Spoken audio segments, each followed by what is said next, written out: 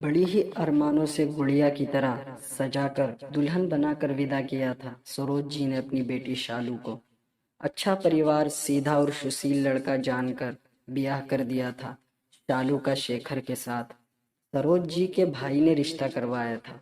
देखने में जितने सीधे लग रहे थे, शादी के बाद उतने ही तेज, मतलबी और दुष्ट निकले शालू के घर वाले।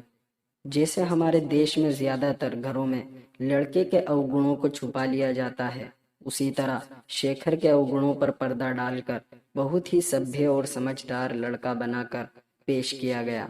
लेकिन शादी के कुछ ही महीनों में सब साफ हो गया। दहेज के लालची और मतलबी लोगों के बीच फंसी शालू सास नंद के ताने तो सह लेती, लेकिन शेखर शराब पीकर जो नाटक करता, गाली गलौज और विरोध करने पर मारपीट पर उतर आता, उसे ज्यादा दिन तक सह नहीं पाई शालू और अपनी माँ को सब कुछ सच सच बता दिया। सरोज जी ने जब बेटी की आंखों में छिपे आंसुओं के समुंदर को देखा, उसके दिल में छिपे दुख को देखा, तो टूटने की बजाय अपने आप को और भी ज्यादा मजबूत बनाया और ले आई अपनी बेटी को इस नर्क से निकाल कर, जहाँ नौकरानी से बढ़कर कुछ नहीं थी, उनकी फूल सी बच्ची। हंसती खेलती चुलबुली शालू की रंगीन दुनिया को कैसे बेरंग कर दिया था उसके ससुराल वालों ने मिलकर। इसे भली भांति समझ रही थी सरोज जी। अगर पति साथ देता और अच्छा व्यक्ति होता तो छोड़ आती उसे वहां, लेकिन पति तो और भी दुष्ट निकला। न उन लोगों के रिश्ते में प्यार था, न एक दूसरे के प्रति निष्ठा। बस शालू ही निभा रही थी, वो भी दिल से नहीं, मजबूरी में। शालू को हमेशा के लिए घर लाने के फैसले पर सरोज जी की बड़ी बहू ने विरोध किया और कहा, माँ जी, आप शालू को हमेशा के लिए घर ले आई हो, अभी शादी को साल भर हुआ है, उसकी शादी को थोड़ा समय तो दीजिए, हो सकता है वो लोग बदल जाएं। इस तरह घर ले आना तो कोई सॉल्यूशन नहीं है ना। क्या इज्जत रह जाएगी समाज में हमारी?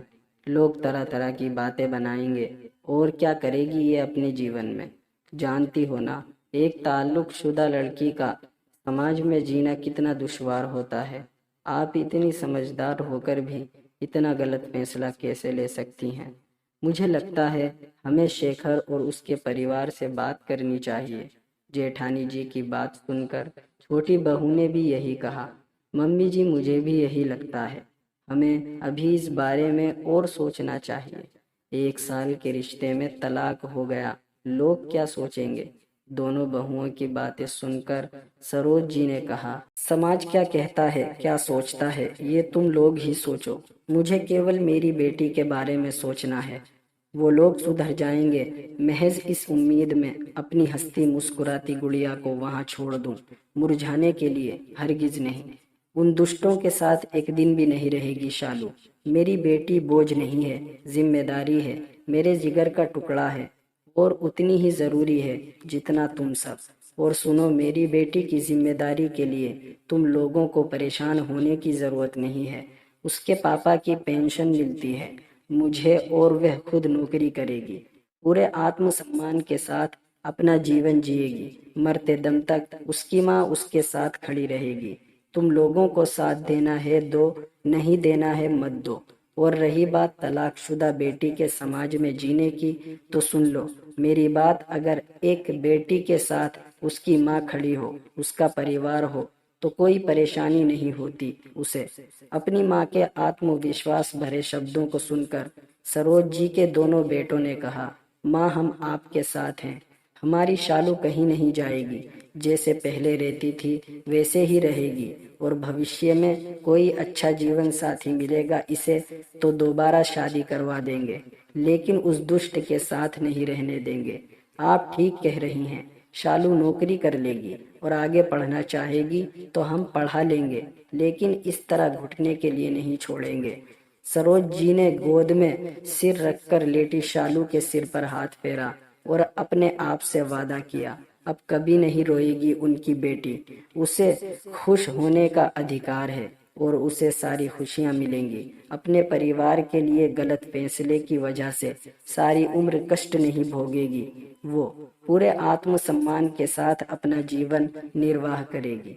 दोस्तों, सरोज जी की हिम्मत और जज्बे ने शालू को नर्क भरी जिंदगी से बाहर निकालकर समाज के सामने एक उदाहरण प्रस्तुत किया और ये दिखा दिया कि माँ बाप के लिए बेटी बोझ नहीं होती, एक जिम्मेदारी होती है जिसे ताउम्र निभाना चाहिए, ना कि ये सोचकर पीछा छुड़ा लेना चाहिए कि हमने तो शादी कर दी और मुक्त हो गए जिम्मेदारी से।